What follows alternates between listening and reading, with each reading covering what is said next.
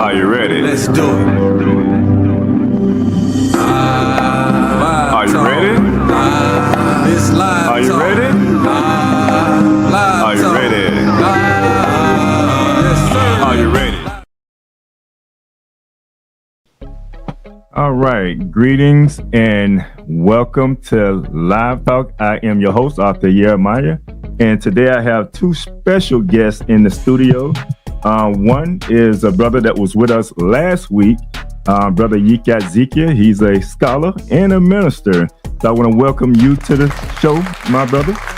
Yes, sir. Thank you. And again, I have one of my dearest, Miss Finance Pro. I'll be welcoming to the show as well. She's learned in finances, also tax accountant, and she's also a mortgage broker. So welcome to the show, Miss Finance Pro. Thank you for having me. Indeed. And before we get into anything, our pleasantries, we're going to go to our general statement and our disclaimer. General statement. Live Talk is proudly powered by TBS Goodwill, Builders of the Highway Foundation, and Men of Purpose. Together, we're bringing about awareness to the everyday challenges facing individuals, communities, and our nation. We tell our stories, listen to yours, and always respect different perspectives. Want to share your voice?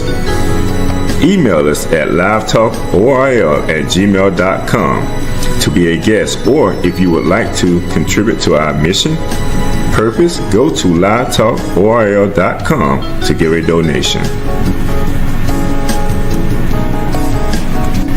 Disclaimer. Information provided during this event and others to come does not constitute the official opinion of Live Talk or its affiliate entities. It is strongly recommended that viewers seek independent expert advice regarding any topics discussed, as legal requirements differ significantly across jurisdictions and are subject to frequent changes. If you have questions or concerns, you can always email us at livetalkorl@gmail.com, or you can DM us on Facebook and or Instagram at Live Talk Orlando. All right, so welcome. You know, it's always important to get that out of the way, our disclaimer, because it's very significant to the part of our program when we talk about different topics. We want to make sure that people understand that we have a disclaimer in this statement, a general statement in place. But getting back to both of you, you know, I didn't set it off properly, so let's give you an applause. Welcome to the show, and I appreciate you coming on to the show. And as you can see, my audience really enjoy you coming on to the show. Well, first and foremost, how are you two? Starting with you, Ms. Finance Pro, how you doing? Wonderful. Absolutely wonderful. Delighted to be on the podcast with you all today. And I'm looking forward to this discussion. All right. And Zeke, how you doing, my brother? I'm doing awesome. You know, just daily elevation. Yes, sir. Indeed. And I say myself, I'm doing well, and I'm feeling real good about the program today. And I can't wait to get into our discussion today. But before we do that, let us give a rundown to our family and our listeners of our show today. And again, just to let the family know, I am doing 2 or 3 duties today. So definitely bear with me, because we want to make sure that the program goes smoothly. So if you're coming on through either our Zoom platform, just come on and mute yourself. And if you're, of course, if you chiming in via Facebook or YouTube, we appreciate you as well. And you can always chat, send us a chat as we have our conversation today. But let's give a quick rundown of the show today. First, we have a word of today. My brother Ezekiel will be assisting us with that. Right after that, we'll go to a short commercial break. And then our main topic when we come back will be how consumerism shapes our minds, relationships, and the community. We'll then go to another commercial break, and we'll come back and we'll get ready to close out. We'll have a reading a quote from the host, and that's pretty much our show for today. So getting right into it with no further ado, Ezekiel, brother, what is the word of today? The word will be farsighted. The denotation of that term is to plan prudently for the future. So that's what we need to do as a people. The word plan means a method, scheme, or program thought out beforehand to achieve an objective. Program means an ordered list of events to occur. So that means you have to create you a schedule in order to be able to have or reach your goal. So it's like a blueprint. Nobody builds any type of architectural structure without a blueprint first. So you want to have a blueprint for your daily, weekly, monthly, and yearly lives, because that's what the future is. And that word was foresight? Farsighted. Farsighted. Farsighted. Okay. Well, that's... It actually is perfect with the topic of discussion, because consumerism consists of a lot of that for pre-planning. So let's make sure that we keep that in mind. I always like to have our word of today, something that we always focus on. And I do appreciate, thank you for that word of today. And we will go to a quick commercial break, and we'll be right back with our main topic for today. So we'll go to a commercial break at this moment. Because Scott & Associates always treats me like family, I refer my family to them. So when preparing for my taxes and I know exactly what to bring in coming in, it makes the process so much easier. Anyone should hire Scott & Associates because they are professional, respectful, and very knowledgeable. And with all of my heart, I can always count on them.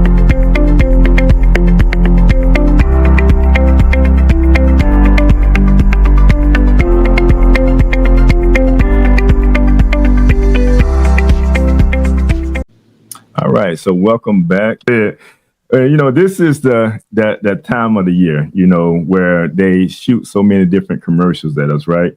Back to back, and people are spending money like it's going out of style, right?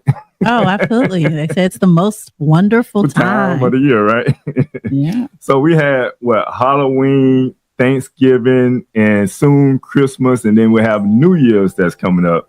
Now, they anticipate that the so-called black people have a spending, they said that the so-called black people have a spending power of $1.8 trillion. Now, this up from a prior year of 1.6.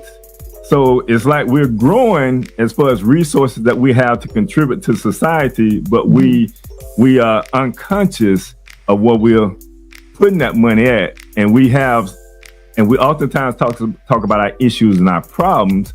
But it seems like based off of, the spending, power that we have, it seems like we can pretty much take care of a lot of our problems and a lot of our issues. Absolutely. Now, when it comes to just consumerism and spending, that is something that happens, regardless of color, culture. Consumerism is for everybody and affects everybody.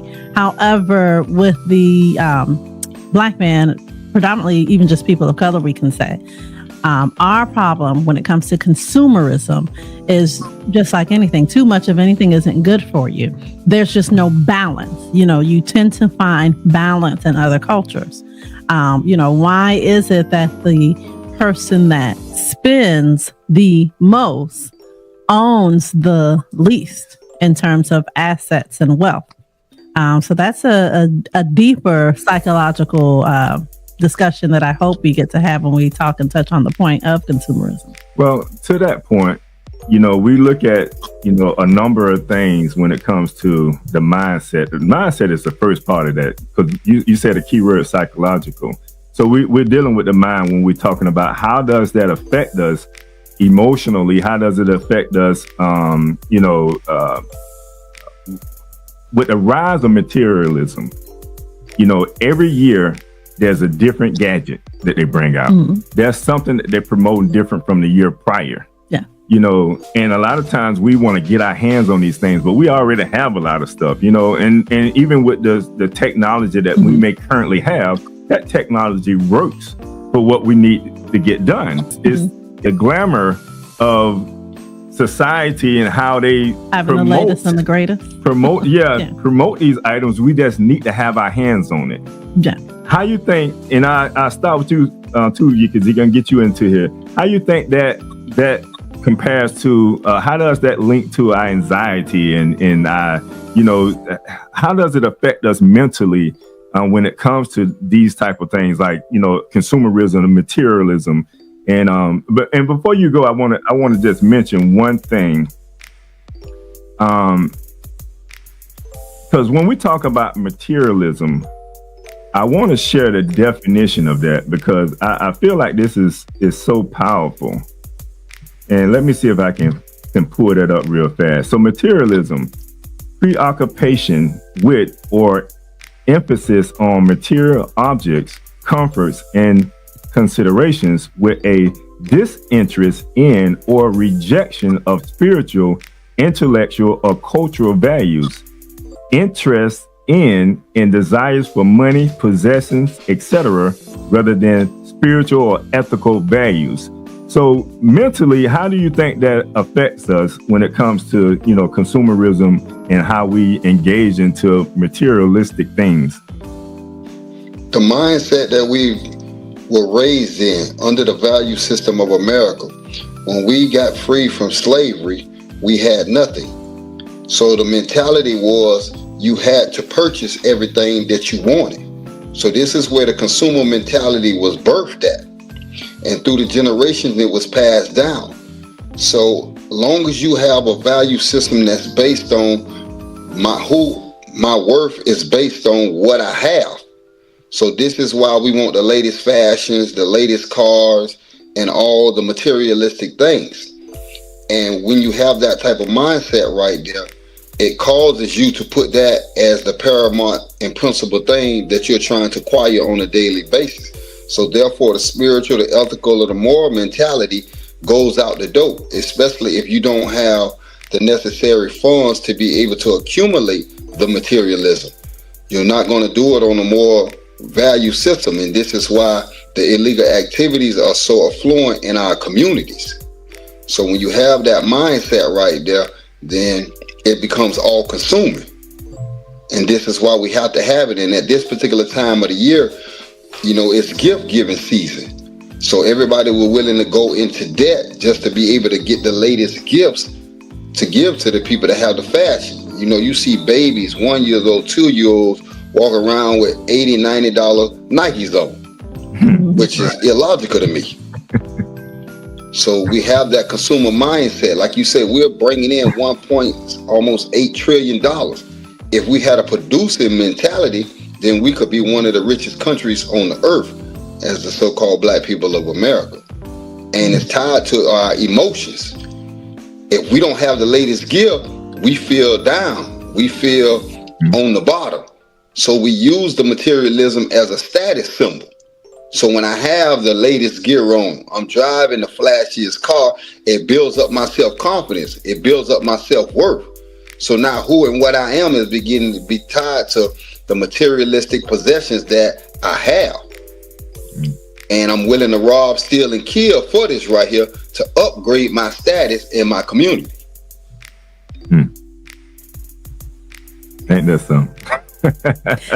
I like that angle. But in everything, right, there's always pros and cons. So I want to kind of just reflect on, some of the pros and even take some of the historical,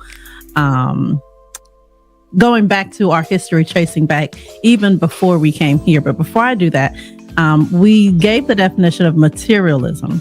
However, consumerism is the social and economic order that encourages the acquisition of goods and services in ever increasing amounts. So the issue with consumerism happens when we overindulge. Now, people of color, but especially the Black man, When we truly look at our history before the enslavement, before we turned our backs on who we served, we were wealthy. The fact that we love nice things, we have to remember that we've always been the blueprint when it has come to style and fashion, just how we carry ourselves. I mean, when you look just even at the motherland, you see the different patterns in the clothing, the colors, the styles of the beads, the gold. Who wore gold before us? Gold was on our head, it's on our crowns. We wore earrings. Males were known, and thick chains. They still portray themselves to that day. So when it comes to having nice things, which is a form of, consumerism, it actually can increase the quality of life because we are who we are. So when it comes to looking nice and being fashionable, we did it and we do it when we don't have money and we do it when we do have money because it's just who we are. So we can still embrace it. I think the problem is that, we support a lot of labels that don't support us. Look good, but it don't have to be a Gucci shirt. Invest in us and our brand because, as long as we're wearing it, it's going to look good regardless. Or overindulge in assets that maintain their value. Because if I see a person of color wearing a lot of jewelry, it doesn't bother me. Yes, you're over consuming, but that gold on your neck is worth something. So if you're going to over consume and have a lot of jewelry, at least you have some true wealth that you can pass along to your next generation, because there's not any wealth in, the clothing and the labels and things like that. And then I guess I'll put a pause because we know I can be long-winded and I can talk on different aspects when it comes to consumerism. No, I appreciate when we come from different perspectives, and then I like to see both sides of it. Yeah. And to your point, we have always been rich-minded people. We always, when it comes to material, we love the finest. We do. We it's like who the we are. best. But one of the things that we have noticed here, and that's why we're talking about the mindset part, and it goes back to what Ezekiel talking about. See, our mindset has been twisted. Yeah. Whereas, yes, we do love the finer things, but we tend to spend our money outside of even our community where we can possibly get the finer things, because we have small businesses within our community that we can invest in. But if everything goes outside of our community, then what happens to the community? Right. what we've witnessed, because, with consumerism itself, it's us looking for that higher quality of life, especially with our parents and our grandparents, who were the trailblazers and had to fight for equality in this country. The second we got our hands on some money, we brought Cadillacs. Right. We saved the Cadillac industry. Mm-hmm. We started investing in the nice things that we never got to have. And that is in the pursuit of happiness. Psychologically, we think that, hey, if I buy more stuff, this is going to make me happy.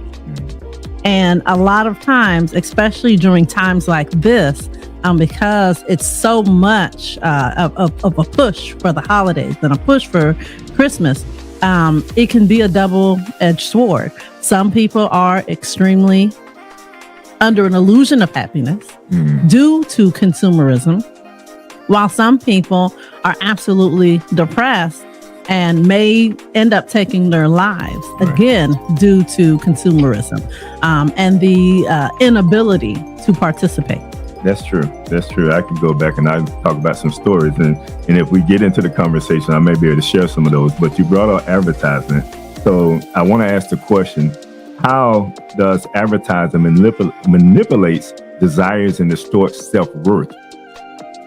Which one do you want to go ahead? I'll let my brother take it.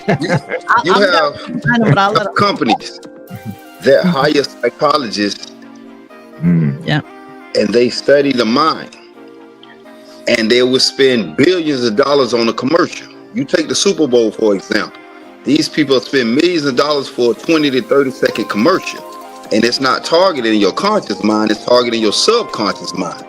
So that seed begins to grow, and then at a later date, when you see that particular product on the shelf, your mind will automatically spring up that commercial, and you'll end up buying that product without being conscious of why you even purchased this particular product. So what they're doing is they're playing on the mind. They study the brain. They understand how it operates. They understand how it creates and forms thoughts and habits. So therefore, that's what they target. They have a particular demographic that they go after when they produce a particular product. And then they flood you with this particular product to make you think this is what needed. So they may put a superstar, entertainer, or athlete on that particular product to make you think, I gotta be like Mike, so I need some Jordans. Some Pro Kids on. I need the Jordans. So it's developing the mindset that, hey, I have to have this particular product that Nike produces. Instead of saying, okay, let's get the money together in our community and let's go buy that same cow that gives his hide to Nike, and we can put our name on that cow and sell it to our people at a reasonable price to where they don't go in debt purchasing this product and then work all year to try to get out of that right there. So it's who shaping and influencing the mind. And then you got to look at the so-called black man. Our children watch more TV than any other culture. So how many commercials during the day are they seeing with this thought being placed into their head? So now they mama, daddy, I need to have this, because I want to be able to fit in. This is my status. So they're attacking our minds, and they understand you are what you think. So if they can place a product in your mind and that's what you're thinking about, and that's what you're going to be producing, and that's why you're going to be the biggest consumers on the planet. You're never going to have a mindset to where you become a producer. You're going to always sit back and wait on somebody else to create the latest fashion, and then you're going to try to smoke that. Very true. You know, the saying too, that you are what you see. I believe there's a saying like that. And so with us and even our children, you know, psychologically, it's easy to understand how we've become the bigger or biggest consumers, right? Because we don't put our noses in books. That's true. We put our noses, you know, in phones. We put our noses in front of the TV and laptops and tablets. And all of these things are now smart devices. Our refrigerator is smart. You know, it listens to the conversations. It picks up on things. And so it's targeted marketing now. Our technology today has an understanding of what our likes are. And so with social media and within the feeds, if you just so happen to say, oh my gosh, I lost a pair of diamond earrings. I can't find my other pair of diamond earrings. And that's all you have to say. That little smart device listening to you. And then the next thing you know, you go on social media and Macy's and, you know, Zelle and all the jewelry that it shows up on your feed, and it's 50% off. Diamond earrings today only, or, you know, Cyber Monday's coming, you know, every department store or even grocery store, to get a discount, you have to become some type of member, right? They entice you, hey, join this club, you know, get our emails. When it's your birthday, we'll give you a free coffee. But again, targeted marketing with consumerism as well, because you're going to get flooded with emails on deals. Right. So it's encouraging it encourages you to buy, or even the children, like the babies. Sometimes you don't want to deal with them. And you put the little educational shows on for them. You're on YouTube, handing the phone. And even the baby is a victim to consumerism, because then the commercial comes and they're looking at kids playing with a toy. And now they're, toy, you know, and they're showing it. As a parent, you know, you love that child. You'll do anything to make them happy. So what do? You go to the store and you buy the toy. And that's what they're spending billions on. So they control the market and the industry as far as these advertising. And it's hard. I'm so happy to be a person that got to grow up in times that, computers were not around like that. I think that now they have a real handle on our social influence and our psychological. It's just going to be very hard to now in today's society not be a victim in some sort because we grew up in times where we looked to celebrities. You don't look to celebrities that much anymore. Now there's this new profession called influencers. Like we didn't have influencers. The influencer is supposed to be an everyday person. So they get paid by the advertisers now to, promote a product. And all of a sudden we want it. Right. No, that's huge. What you're saying is so right on point because, this is one of the times of the year that they flash a lot of those commercials in our face. So how much do we think that the holiday season plays in the role of making sure that the push people out there? We talk about Black Friday. People anticipate that. It's almost like it's a day that you must go out and shop that day because that's the only day any deal's going to be available for you. So everybody, they're going out. They probably start shopping maybe 4 or 5 o'clock in the morning. They sitting in lines at stores this time in the morning. So how much we think like the holidays, like just having Halloween and thinking about Thanksgiving. We just had they just had Thanksgiving and Christmas is coming up. Yeah. So people are really engaged. They've been promoting Christmas, I think, since September. I think it gets earlier and earlier every year. Every year, right? So to me, I think Christmas started in September. They certainly wanted you to start thinking about it. But then they go back to the psychological part of it because we're talking about the mindset around it. You walk into a store, what you hear, jingle bells. You hear, all the things that say spin, spin, spin, spin, spin. So that type of music we've been used to in this country from a very early age all the way up until now. And to your point, and also Ezekiel's point, our children is what really push us and motivate us to do it. And if we're looking at, if we're saying we're looking at, I got a message from one of our listeners. I do want to open up the call though. Oh, some people want to join in, huh? I do want to open up the call at this time because we're talking about the mindset. We're going to be getting deeper into this. I want people to be able to share. So if you want to just chime in on the conversation, by all means, you can unmute yourself. If you're on our Zoom platform, I think you hit *6, so you probably can just unmute yourself. Oh, hello. This is Bruce Herring. Well, how you doing, sir? Happy Sunday. I'm fine. and I love the conversation. Yes, because it deals with Black people in general. Yes. Because we're some of the greatest consumers that the world has ever known. But who teaches us financial responsibility, and when do we learn it? There we go.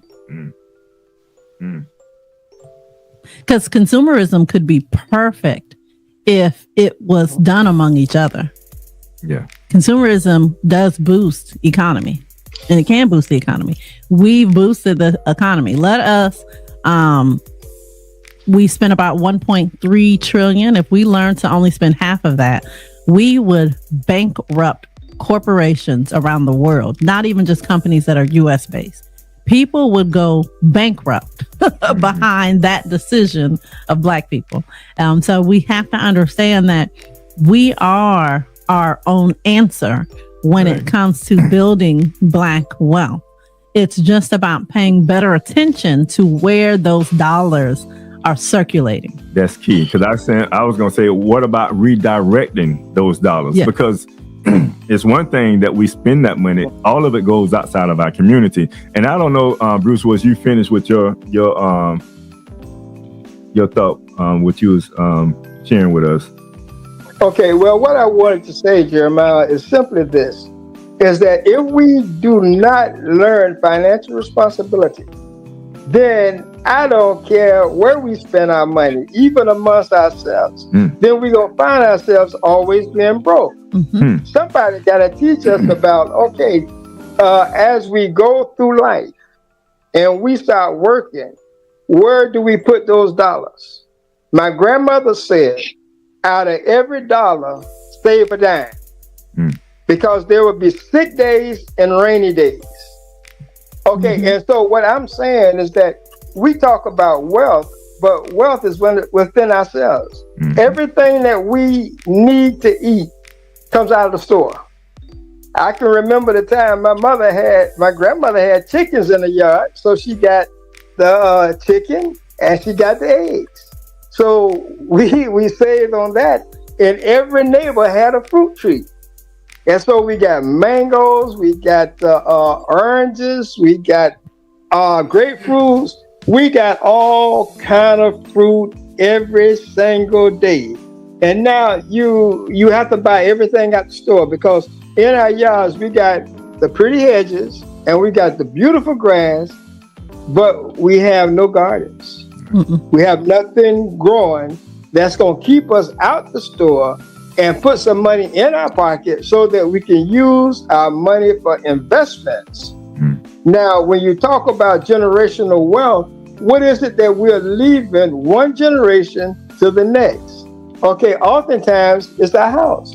So if we're not taught to save enough so that we can have a down payment and get a good interest rate, and then be able to pay that mortgage off before you retire, and be able to leave it to the next generation so they'll have a foothold as other races do, and they will not start from the bottom. They will get a good education, they will go to college, they will learn a skill, or they will go to a technical school, and they will learn how to do things. And if my neighbor knows how to fix his car, and he comes over and fixes my car, and I know how to repair his toilet, then we can trade skills, we can save money, and we can circulate. I remember the time when the doctors, the lawyers, the engineers, everybody stayed in the same community. Now what have we done? We have divided ourselves up because we look for a better life outside of the community. We're one of the only races that do that, and we leave the power base, because once we are one of many, we have no power as far as selecting council people, selecting people who will be managing our government, or any of those other situations or jobs that we would like to have. We can't give each other certain things. You know, you said a lot right there. And when I'm sitting there listening to you, go ahead, sir. I'm through. Oh, okay. Well, I'm sitting there listening to you, and I'm trying to think of, even groups, or have this ever happened before, like within this country I'm talking about. I'm not talking about our history, our total history, but I'm talking about within this country.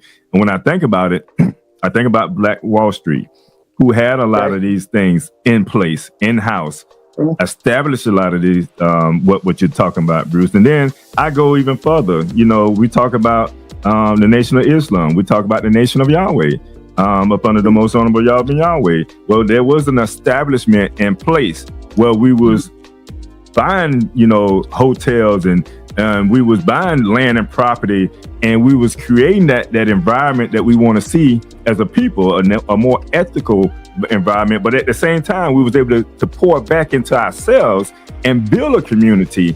But we seen, some of the forces, those in higher places come against a lot of that type of stuff. It's like they want us to be in this mindset. They're not ready for people of color to evolve, right, and become the powerhouses, because that is what happens to us naturally as we build and become more successful.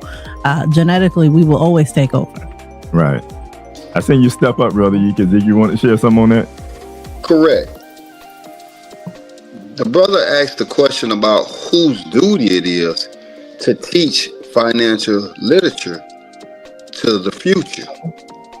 That starts at home. The parents need to teach the child economics. You see that this system is not set up to teach you. Children graduate and have no concept of economics. So it has to start at home. Just like you teach them how to cook, how to walk, how to do everything else, you have to teach them how money works, how to save, how to invest. Because if they have no concept for that, then we're going to be like most street dudes, just blowing money fast as soon as we get it. Which is something we have been able to teach. I mean, in defense for most people of color, most Black people, you can't teach what you don't know. Correct. Years ago, when we had a financial literacy program, and we taught it at the Winter Park Community Center, which Winter Park here in Orlando, the irony of that is they were one of the first communities I knew of to go through gentrification. And that's something for a later conversation, but we want to be mindful of gentrification because a lot of times that, we talk about the Black community. I don't know how many Black communities we will have because this country has a housing issue. And so with housing issues, that's why we see gentrification, happening because people have to live somewhere. So it's like, okay, well, this so-called what used to be mainly the white side of town is now too saturated. We can't even build another house over here if we want to. But the Black neighborhood that we built outside of the city, right? Because they always built us to be on the outside or on the outskirts, but still close by because we were more domestic workers. We were the ones, doing the cleaning and things. So we were always close enough to the rich side of town. So now our side of town is becoming the newest rich side of town. So we want to be mindful because I don't think that we're going to have a lot of, Black communities in the future. But going back to my point of the community center, wanted to teach and got a grant to teach from these folks, Black children, about finances and financial literacy, because we know that this isn't taught in the public school system. And with the students, when we would teach them about, understanding credit, what having a bank account is, FDIC, insurance and things of that nature. One of the things that these students would always tell me is, hey, my mom or my dad, they want to know, do you teach this for adults? Because they want to take a class too. And so it did help to shed light on an ever-growing problem that we have. No one taught us, about finances. All we've ever known is how to survive. And so that's what we've been passing down to the next generation. We overconsume, and then when we go into debt and can't pay a bill, now we got to operate on survival mode. And survival mode, we know, is what tends to lead to bad decisions. Correct. And we live in the information age right now, so there's no reason why this knowledge cannot be it's easily accessible now. And it's mandatory because you need money to survive. You need money to thrive. And everybody, as you said, with the mindset that we have, we want the best of everything. So in order to be able to get that, we need to understand how to save our money. Just like the man said earlier about his grandmother taught him the law of saving 10%. It's no different than what the Mill y'all been always teaching us. Pay the king and pay yourself first 10% and learn how to build up that wealth by not touching it so that you always have an emergency fund, because every day ain't going to be a sunny day. Catastrophes and disasters going to occur in your life. So you want to have some type of cushion to fall back on. So we definitely need to be able to get that going. But as you said, due to gentrification here in America over the last decade and the coming future, it's going to be hard because, as you can see, there's been an influx of all other nationalities into what has used to be the Black communities. So the hoods are evaporating. They're tearing down projects all over America. And they're just spreading us out wherever they decide to drop us off at. And since we don't have a community-based housing program that we run, we can't just uproot the people from one place to another. So they just being scattered to the four corners of America. And this is going to continue because we are not united.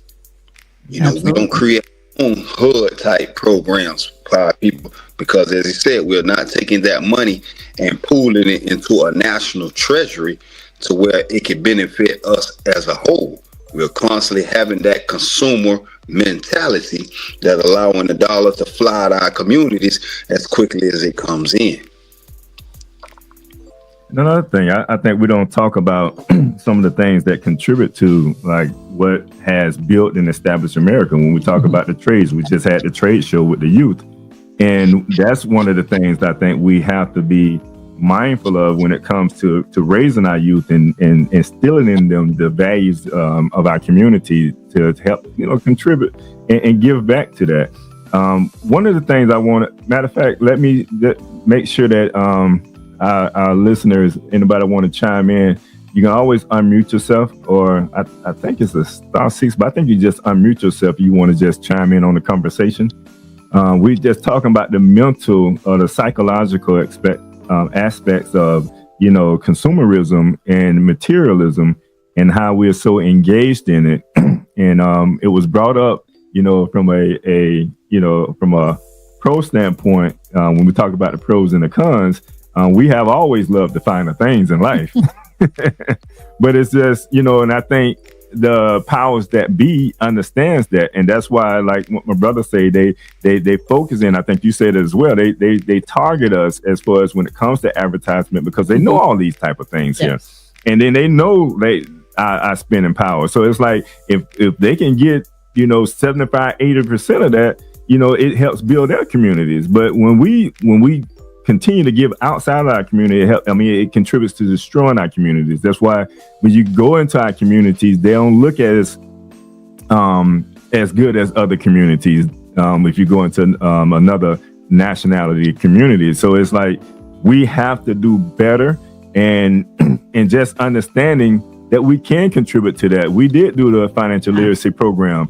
We did the computer literacy program. So those type of programs that we offer in our community, because like before gentrification, it was a lot of our youth and our people right there in that community where we gave a lot of those financial literacy classes and stuff. So we just have to be mindful of what we can do. And we talk about solutions on this program. We have to be mindful of what we can do to help contribute to that as well. Another thing too about mindfulness is that we have to remember that we as a people have been studied. They have studied us since we got here. They have researched us. They know us better than we know us. We are still trying to figure ourselves out. They already know us. So we have to be mindful that we are also dealing with the great puppeteer. Anytime we become, a little too knowledgeable, anytime someone becomes a little too influential to a point that it can, build us up and disrupt us, then a smear campaign tends to happen.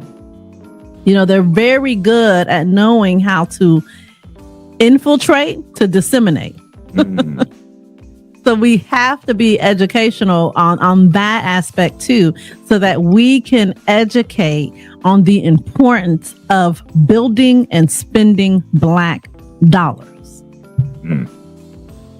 We have to shift that mindset, and it's correct. It has to start at home. It has to slowly start to trickle in, because if one of us continues to do it, or very few of us, that's how it always kind of gets destroyed, because it needs to be several of us. Indeed. Correct. You have to do that on a mass level. But it's a snowball effect. If 1, 2, or 3 to do it, then we begin to spread. We begin to multiply. And once we begin to multiply, then we just begin to get larger and larger and larger. So when we have a great mass of people with this knowledge right here, then as the book says, you become unstoppable. You have a mindset to where whatever you you choose to accomplish, you can, because you have a multitude of minds working toward the same goal. So we have to have something now to where we can start. We identifying the problem.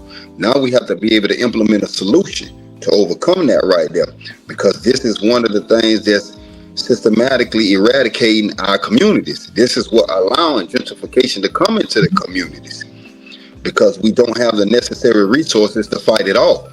If we had our own money, if we had enough leaders to be able to espouse this type of information right here, then when they try to character assassinate one of them, we'll have 2 or 3 waiting in the wings to take his place.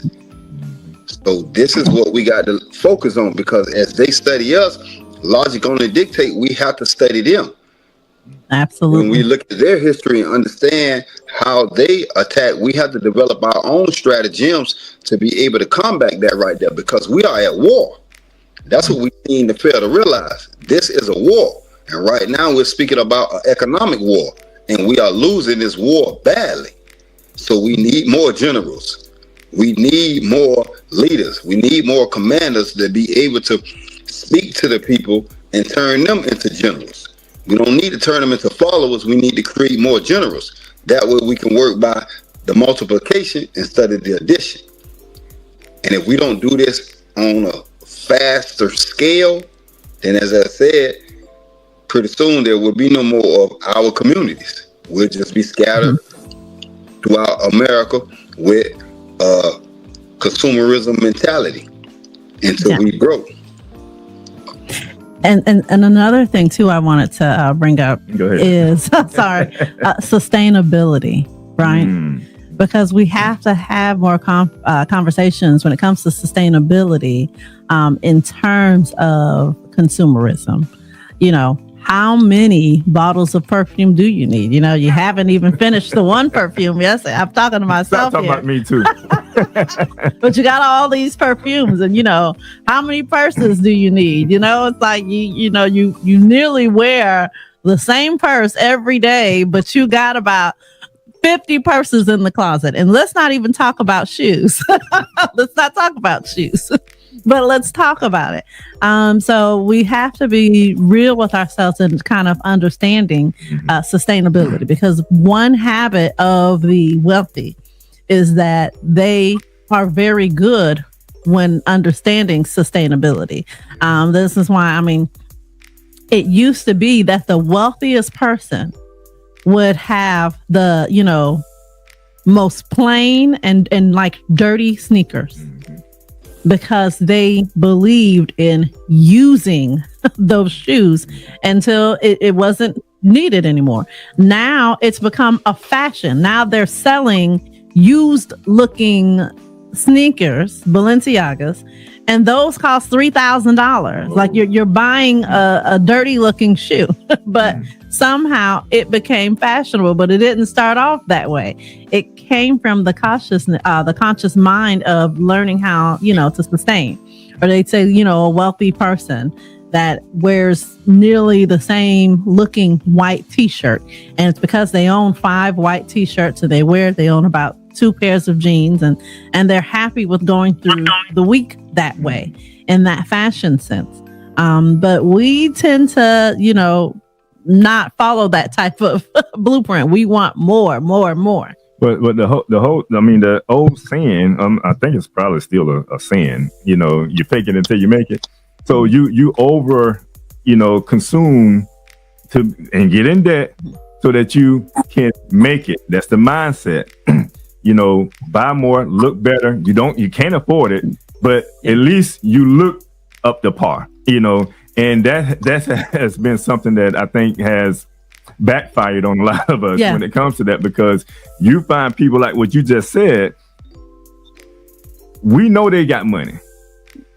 They put their money, they invest in things of value, not things that depreciate, but things that appreciate.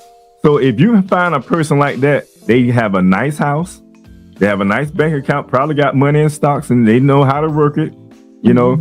But for those that fake it till they make it, they got a BMW, barely paying on it, a Beamer, can barely afford it, and they're struggling because they're trying to fake it until they Yeah. make it. And that don't always work for us, but that's how we overconsume as well. And I have somebody that's unmuted, so I let audience chime in. Caller that got your line unmuted, you can go right ahead. Jeremiah, I was thinking, when I started talking about growing vegetables and trees in your yard, one time we used to do that, in the neighborhood. Everybody had something that they were growing in the yard, and the children would go from yard to yard because they wouldn't get no lunch. They would just eat the fruit and the coconuts and the oranges and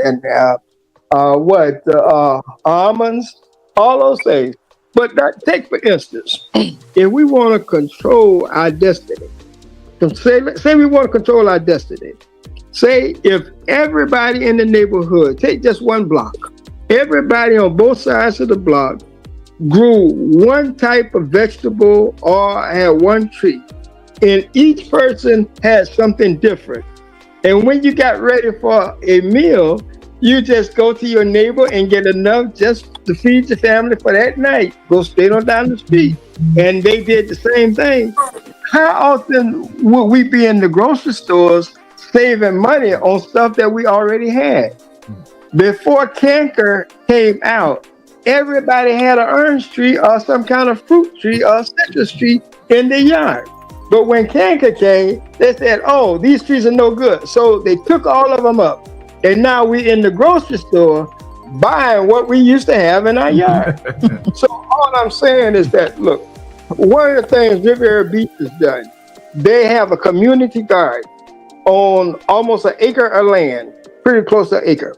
And what they do, they can teach anybody in the neighborhood that wants to come and learn how to grow some things or what they need to do in order to make this soil viable so that you can grow various vegetables.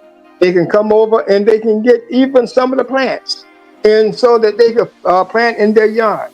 And this is saving money. This has been cost effective. I know we all want to look good to everybody, and so we want to go out and buy the big cars, buy the big houses. But what are we doing with the yards that we have? Most people have a lot of land, but they don't do anything with it. They put a whole lot of grass there, a whole lot of plants that you can't eat. And then they say, oh, come neighbor, look at me. Okay, after you get through, you're hungry and you're starving. So you have to run over to Sam's or run over to Walmart's, run over to Publix, run over to Winn-Dixie, and spend the little money you have buying stuff that you could have had in your yard, and you could have saved that and invest that and buy more land, or you could buy more houses or more apartments. Yeah. And I know that's been my shift. The wealth would generate if I can't eat it, don't grow it in my yard. I don't want no tree I can't eat from. and that should be our goal. The little things. I mean, we're on a podcast. We talking to each other. We sharing ideas. Okay, we are strong. We are unified, and we have knowledge. And this knowledge should be spread freely. And next thing we know, everybody got a garden. Everybody got a garden. And how well do you know your neighbors? See, you probably don't even know your neighbor. You may know them 2 houses down and 2 houses across the street. But you don't know the guy on the whole block, everybody on the whole block. But if you had something to entice a conversation, then he'd come over and get a mango off your tree. Say, oh man, your mangoes were very good. Try some of my oranges. Absolutely. And then look here, this conversation. Being a child getting in trouble for going in the neighbor's yard. He's taking the fruit off the tree. Well, it's the thing, whereas you're getting to know each other and you find out what you need. And the people that represent you in government comes from your neighborhood. That's your neighbor. That's maybe your son, your daughter. And then you know everybody, they know you, and you know what is needed in that neighborhood so you don't go and build a whole lot of fire stations. Yeah. You know that And I we're not love working in the fire station. Yeah, and I love it. I don't mean to cut you off, but I like that you're really giving one of the examples on how we can work to improve consumerism, and that is by minimalism. So you're giving us, which we appreciate, because that's how we were going to try to wrap up the show, on one of the caveats on how we can balance from consumerism. And so that minimalism, having a garden, growing your own food so that you're not spending or even overspending on, produce and things of that nature is a way to balance from consumerism, which is perfect. Yeah. And it's like what Bruce is saying, like connecting with those,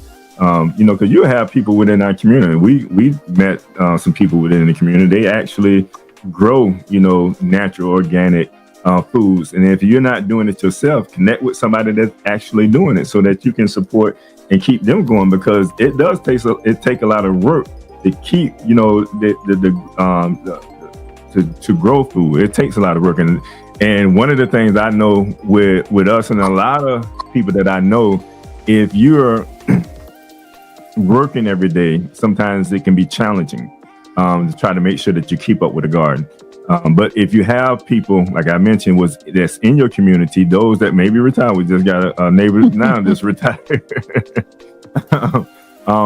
So those are the people that you want to invest in to make sure that we can have foods available. Or my stepfather, he's always a perfect example. He's my favorite as well. Because as soon as he retired, his hobby was, he remembered his childhood. He grew up on a farm. And at first, he only intended on growing a few things. But now the entire backyard is like a forest of food, is what I'll say, from the banana trees, the papaya trees, the mango trees, the avocado trees, orange trees, lemon trees, lime trees. They grow their own spinach. They grow their own beans. They just added, black eyed peas to the garden. So it's just like, they grow corn back there. They've grown potatoes, sweet potatoes. I've had fresh broccoli. I've had cabbage. I've had green peppers. I'm just like, I'm naming every produce you can think of. But I promise it seems like my mother and my stepfather have grown literally every produce you can think of. And so it's always a joy to go to their house. Because there's always something to eat. And the beauty of it is it was freshly grown. We know that it's free of pesticides, and it's the true definition of organic. Like, organic truly isn't always organic, but, and then because they're growing so much and they have that surplus, they don't just, give it away. They've gone back to understanding how to, can, how to save, how to dry freeze, and then they sell it. They sell their produce to the local markets, which was nice because then I got to understand that a lot of the produce that you buy from the smaller markets come from all the local growers. So, all the food is truly great quality and better than what you're going to find at the grocery store, and for less. So, you've won twice, but still great examples of minimalism as a solution. When we were also discussing consumerism, I actually had a story I wanted to share in regards to my youngest son, because we were talking about how no one is exempt from consumerism. And so for, his birthday, because of course, as a parent, we know we tend to spoil. I am not exempt from that. So purchase these shoes, for his favorite basketball player, LeBron James. And I think those shoes were, we're going to round them up to close to $200. And then brought him another pair of shoes for maybe $40, $45. And noticed that he wore the $45 shoes nearly every day, like wore the soles off those shoes. But the other shoes that we brought, I could probably say I only saw that child wear them shoes like twice. And then I noticed that, this child never wears any of their basketball shoes. And those are the most expensive shoes. They always tend to wear the more plain shoes. And he said, well, Mom, you can only wear basketball shoes when you're actually playing basketball. And it's like, who told you that lie? Because I have to remember that, because you don't play basketball that much. And apparently you don't play basketball enough for me to have made the mistake to spend all that money on some shoes that apparently you don't even intend on wearing. So when it comes to consumerism, we want to be mindful of our children, because they fall victim to this too. And, they'll have us caught up in some mess over those poor decisions. Because I looked at my son like, son, you better be your own person. I don't care what them kids say. And you know that you're not broke. Right. Now, this goes back to one of the callers, and I want to read what came through in the chat. He said, the kids these days don't value money because parents be quick to send money on Cash App or Uber Eats. They don't know how to go fix a sandwich or grilled cheese. Kids don't understand money at all. I see it every day. If they have $20 to spending, they're spending it all because mom will send more if they need it. Parents have a guilt trip. Absolutely. Thinking because they did not have everything, they do anything to make sure the kids have it, even if they barely have it. And I think that's true. I love that example, because it is true. When we had our franchise, we were a part of the problem, I'll say. Yeah. We were part of the problem because in this big chain, I won't say the name of the chain because, hey, we're just a small podcast. We don't want anybody coming for us. This might blow up. But in this chain, they were focused on targeting the poor Black community. And they would do that by saying, hey, we know that after Christmas, it's tax time. And during tax time is when, you will likely receive these huge refunds. Not because you did anything special, but because you were basically, a working person. You had a family to support, and you're considered a low wage earner. So instead of empowering, it's basically being taken for granted because it's, hey, we know you want some Christmas money, so we're going to advance you on some of that refund. Now, your interest rate is going to be about 35% on the money that we loan you. But, don't worry, because it's just short term. It's going to be a few months. But hey, even in those few months, the bank basically made about a good $400 or $500 unless the IRS, for some reason, delayed that refund. Then the interest rate could even be higher than that. And to have to watch people, run into our place of business, desperate to get their hands on this money that they knew that they were going to blow, because what were their intentions? To buy Christmas gifts.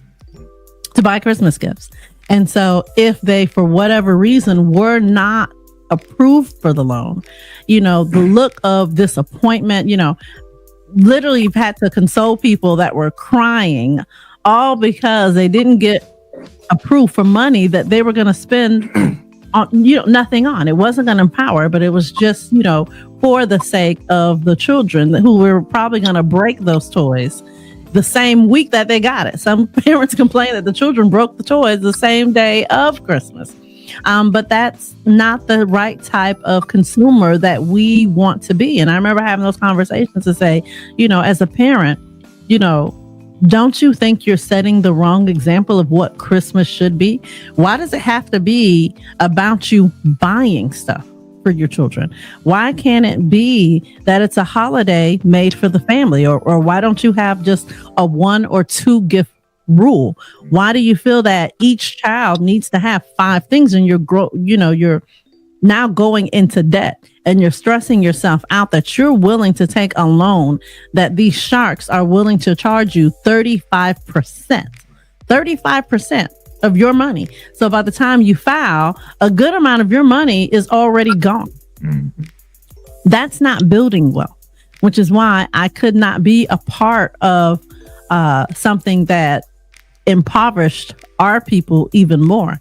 We could no longer take parts in those types of tactics. Yeah. The things that we do now has to be of some type of value.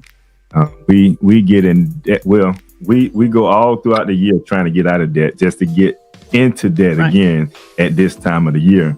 And you brought up a something that was so key to everything that we're talking about. And when you're talking about, making sure that that child has a gift, how many parents out there that want to see their child happy, regardless of what the notion is behind Christmas, or being naughty or nice, and if you get the child ain't probably got straight ups all year, but you still dedicated and obligated. You feel dedicated and obligated to make sure that that child has a gift.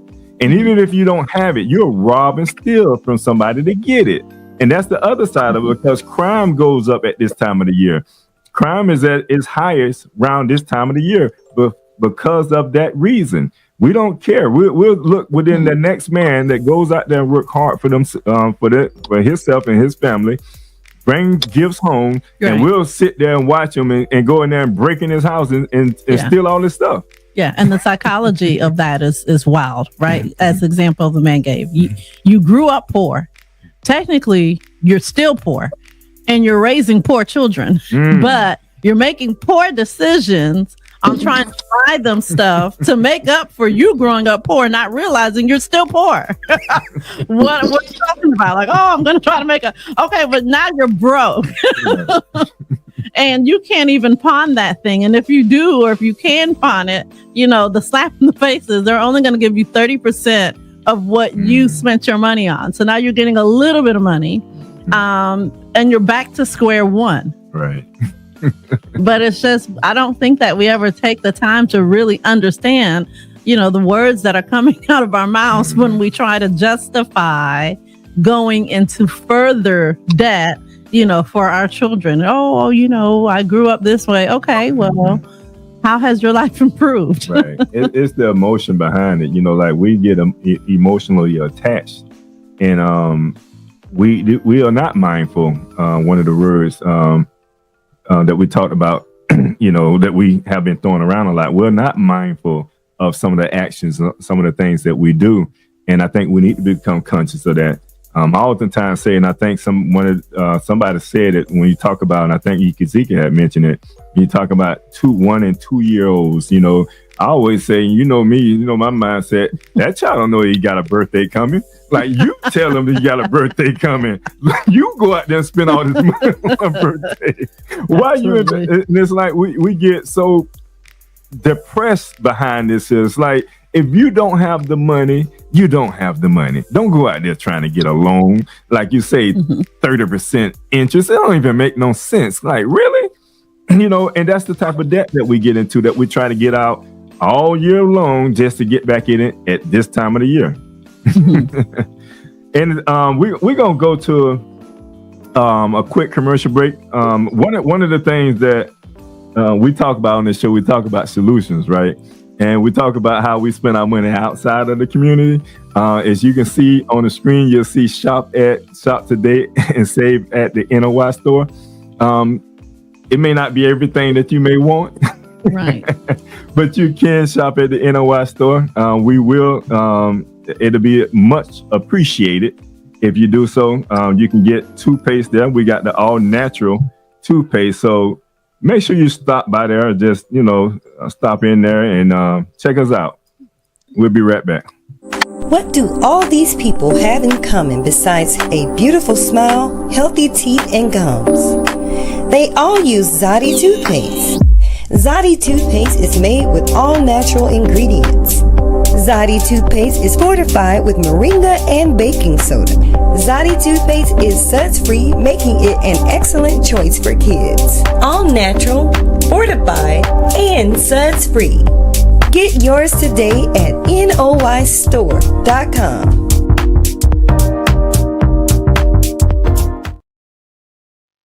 All right, so make sure you check us out. Go to the noistore.com. You can get all natural toothpaste there. There are other items that we have as well, branded items, and it is made for us by us. Right. But we come to the part where we're going to start talking about some solutions. Like what can we do, considering it's just so much that's going on. There's so much that I had here when it comes to the cultural, how it affects us in our community, the community values, our relationships. Because we talk about, if we have a financial problem as husband and wife, because we want to spend this much money, and maybe the wife don't want to spend that much money because she can see she's financially, responsible, and the husband may not be financially responsible, or vice versa. We have those type of clashes when it comes to relationships. So there's so many different variables when it comes to consumerism, and us as a people. And I put us at the forefront only because we don't actually, like you said, when we open up, you said we all are consumers. I'm talking about every nation, every race, nationality. We all are consumers. It's just that we make up about 13 or 14% in this country, and we spend, when you look at how much we spend, a majority of all the money that we spend goes outside of our community. That's when it becomes a problem. It's something that we have to talk about and coming up with solutions to that. So that's what I want to talk about a little bit. And I got somebody, I thought I had somebody on mute. I heard something. But if not, if you want to come offline and just, talk about so we're going to get into some solutions right now. And Brother Yikaziki, I'm going to let you probably start off, and then we'll just kind of toss it around the room. I think like I said earlier, it starts at home. We have to create a value system that shows that, hey, everybody has to live, or you need products. Logic dictate you can't create every product that you need. So you're going to have to become a consumer in some form of fashion. But we have to have a value system to show how we become a consumer. As she said, do we go out and get the $200 LeBron that we wear once a month, or do we go out and get the $45 shoes that's on a daily basis? And we show why we purchased the 45 as opposed to the 200, because of what it's doing for us, the value that we're getting out of this on a regular basis. So we have to start teaching a system of values at home. And as she said earlier, if the parents lack that particular knowledge, then we have to come up with, as y'all said y'all had earlier, a community thing. So when these communities are getting together at the town hall, having meetings about which streets get lights or potholes get fixed, these are conversations that need to be had amongst the people that are living in the poor communities that have the consumer mindset. They have to want and have a desire to get better at this right here. So the only solution is the parents got to begin to educate themselves. And as I said earlier, we live in the information age. Nobody goes anywhere without their phone. So that's the easiest place to start getting this information to better your condition, so that you can learn economics and learn how to pass that wealth on to your children in the form of knowledge, which is facts and information that you can acquire. And that will begin to eradicate a lot of the problems that are plaguing us and make us consumers instead of producers. So we have to start educating ourselves, ones as adults, and then passing that same knowledge on to our children, because our children emulate what they see. And if they see in us with the latest fashion, even though we living in the projects, then that's what they're going to begin to want. That's the melody that they're going to hear, and that's what they're going to dance to. And so everybody's going to become, every generation, the welfare queens. Because they don't want better. And one bit of advice, because of the success of it, 2 board games that I absolutely love. One is now a digital version. And when I would go out to eat a lot with the boys when they were small on nights that I didn't want to cook, a lot of times we stayed at the restaurant longer because we refused to leave until one of us win. And that's because what I like to play with our children, and you can play, I actually said I'm going to start playing with my grandchildren as well. because they're getting old enough, and we want that psychologically. That psyche to go in their mind is Monopoly. I love Monopoly. Monopoly is one of the best games ever created. It really is. And the Game of Life. Now, the digital version of the Game of Life is just amazing because you're going through this game from, when you're just starting out. It's designed to be, hey, you're going to decide to go to college or get a trade, buy a home, rent. You're going through the whole Game of Life up until retirement. And the one that retires with the most wealth wins. Or just like with Monopoly, the one that has the most wealth at the end, that's who wins the game. And so the kids, after a while with playing, they understood the power of, buying land and, owning homes and, they're more conscious and have an understanding of, so this is what it meant to take out a mortgage and things of that nature. So we're playing a game to win, but they are getting educated so much. And, I used to even laugh at my now 15-year-old that, he's like 7 and 8, like, yeah, when I'm big, I'm gonna make sure I buy a lot of houses. And it's like, I know that's right, son. That's why I'm sitting here playing these games with you, because that's the kind of mindset that we need you to have. And so I suggest, you don't have to always know everything.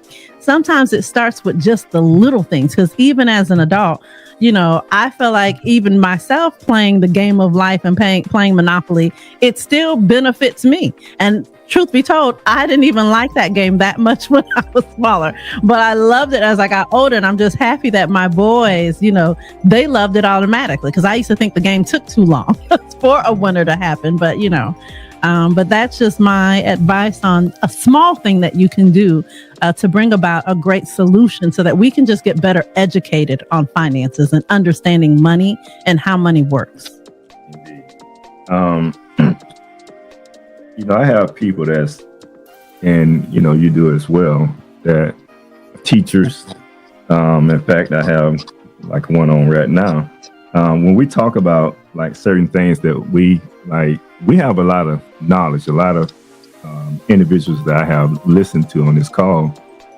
There's a lot of information and knowledge that can be shared, and our youth need that information. Mm-hmm. And one of the things that we do, even as MOP, we committed ourselves to making sure that our youth was educated on our history, understanding the richness of our history, and the course that we had wealth, but also understanding giving back to your community. Mm-hmm. And what that looks like. So when you go out there in your community and you begin to pick up trash and beautify your community, that's giving back to your community. Absolutely. Because we have to put the energy and effort into it as well. But it even go further. We when it comes to youth basketball, I remember doing youth basketball and football in the community. And we had the computer store right in the community. And I oftentimes tell people, you want to give, the reason you want to do business with me is because when you do business with me, we benefit the community, because that goes into the community. When you spend your money outside of the community, you hurt not only my business, but you hurt a young man or a young girl mm-hmm. that, want to do better for themselves. And it costs parents money to get in these programs. Oh, absolutely. So when you have sponsors that can sponsor these programs, that's important. That's so important to, our growth as a community. So it's things like that we can begin to contribute to. And then at the same time, be mindful of your spending habits. Mm-hmm. If you're going to spend some money, we're going to be talking about Kwanzaa coming up. Yeah. And we're going to be talking about the values of that. But when you spend your money, if you're going to get a child something, get something that's worth value. I often tell my grandchildren, you got something, it's going into your bank. You know what I'm saying? Or it may go into your account. But no, you may not see it right now. And maybe you don't understand it right now. But if I give in to you, then you're not going to have anything as you get older. Mm-hmm. I'm following the same tradition and culture that we have always followed. I'm first generation everything. Right. When you become first generation everything, Absolutely. you have to be very conscious of how you handle your money. You have to be very conscious of where your money goes towards, because if you're not, it don't mean anything. Absolutely. And, even psychologically, because we know with consumerism, it's in everything. So I give myself a rule, a cart rule, and maybe someone can benefit from that. Yes, because I do a lot of online shopping. I do. So anytime that cart is a little pricey, or, maybe they've enticed me with the newest, latest, and greatest of anything, but, the price tag on it is, on a higher side. I always tell myself, hey, just because you can afford something doesn't mean you need something. And so I always give myself a rule that, hey, it's okay to put it in the cart, but I'm not allowed to buy that particular thing the same day it showed up on my feed. I always try to give myself a few days to decide on it. And the good thing about that is that usually advertisers, they get you with that first price. And if you don't respond, they're going to send you a coupon. So you can get it at a discount, which is going to help save money. And that's what you would want to do. Or you at least psychologically gave yourself an opportunity to talk yourself out of a poor overspending habit or overindulging, because now, it's created to help or force us to kind of overindulge. So we're guilty of that. So psychologically, one of the things that you can also do, in addition to trying to spend your money in better places to boost the economy, boost your environment and your community, or boost, us as a people as a whole. If you find yourself tempted to buy things outside of community, at least have some type of waiting or holding period before you make that decision. That way, psychologically, you've given yourself an opportunity to not buy off of impulse. And hopefully you'll make a better decision and you won't feel guilty. If anything, you'll feel better that, I'm so happy I didn't buy that thing. Right. You don't want buyer's remorse, because a lot of times that's what we're guilty of too. No, that's true. Yeah. Any last words? I want to make sure that I give our listeners an opportunity to just chime in, because we at the end of the show. So if any last words you want to chime in on, by all means, this is the time to do so. And if not, I will leave the last words to you two, and we'll get ready to close out. Well, as I shared being Miss Finance Pro, I know I can be very long-winded. So I'm going to first pass it on to our brother. You can see he'll give him the opportunity to participate. No doubt. We, like you said, the key is becoming conscious of your spending habits. So I think one of the first things people need to do is keep a budget. And when you create a budget, you can see the money that's coming in and you can see the money that's going out. And you'll be able to realize that some of the money that's going out may not be on things that's of value. And then you can begin to extricate those particular products from your shopping list, which will allow you to now have money to save, which will lead to you having money to invest in later. Because if you don't do that right there, and you're back to just blowing money fast, and it's going to keep you in debt, and you're going to stay on that cycle to where you're going to live right at or below the poverty line, even though you got rich desires, because your desire is going to always outweigh your wealth. So in order to reach an economic point that you wish to be at, then you have to start budgeting. That's the number one thing that people need to do. So that's what I would advise everybody to do. Begin to budget so you can see where your household expenses are going at and begin to create your wealth. All right. I love it. YNAB. That was actually what I was going to say to end it. So that's perfect. We were right on the same page with that. Because I always use that, YNAB. You need a budget. I mean, we don't hear this term, and I think because of technology. I remember growing up where the banks always would encourage parents. My mom, she always participated in the Christmas club. That's what they literally called it. And so anytime she'd go to the bank to deposit her paycheck, which, now we have direct deposit, but when she put her paycheck, she could let the teller know how much money she wanted to go into the Christmas club account. And I think back in those days, you could put a small amount in, up to $25 when you come. But, people should still do that. We know that folks are going to participate, when it comes to the holidays, but at least budget for that. Don't spend what you don't have.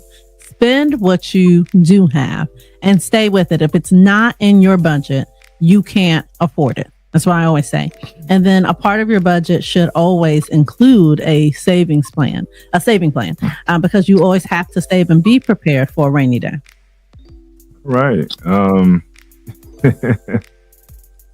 I just want to say I want to thank you, Ms. Finance Pro, and I want to thank you too, Brother Yikazika, for just coming again on to the show and just being a part of the show.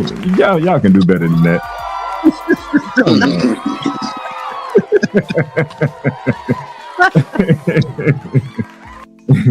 But thank you again for coming to the show. I want to thank the audience, those that on YouTube. I want to thank those that came in on matter of fact, I had some people want to join in.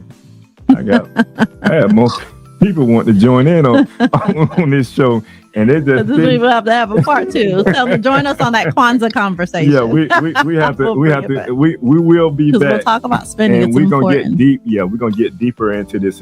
But I want to share this. I want to leave everybody with this. And it's Proverbs 21:20, and in Proverbs 21:20 it says, "There is treasure to be desired in order and the dwelling of the wise, but a foolish man spends it up." Now, when I reflect on that, we have a lot of treasure. When we talk about the spending, the $1.8 trillion of spending power, we have a lot of treasure. But we have to learn how to save and apply it wisely to our affairs, especially to ourselves first, our family, and to our community as a whole. And I like the fact that both of y'all touched on budgeting, because that's something that we oftentimes do not. We do not care for. Let me rephrase. It ain't the point that we do not care for it. We are emotionally engaged into these holidays. So budgeting is not one of the things that we're thinking about at that time. So we need to become more conscious of that. And if we become more conscious of that, we'll choose to spend our money more wisely. So I leave everybody with that. And I say from the host, peace and prosperity. And I have to say from Live Talk, we are out. We are out. So for family that came in at the last moment, catch us definitely next week. Well, not next week, the week after. We'll be talking about something similar to what we're talking about today. We'll be talking about, of course, consumerism and the fashion and how it applies to Kwanzaa and the 7 principles of Kwanzaa. So again, I appreciate you guys, and just stay tuned and stay in touch. Till next time, peace and prosperity. We out. Thank you for watching Live Talk. You can follow us on Facebook, Instagram, and YouTube at Live Talk Orlando. Please subscribe to our YouTube channel. Hit on the notification button so that you can see more videos like this. If you want to join the show, email us at livetalkorl@gmail.com. You can also follow the host on Facebook and Instagram at Arthur Jeremiah. And visit the website, thenoystore.com, to pick up your copy of The Spiritual Significance of a Name.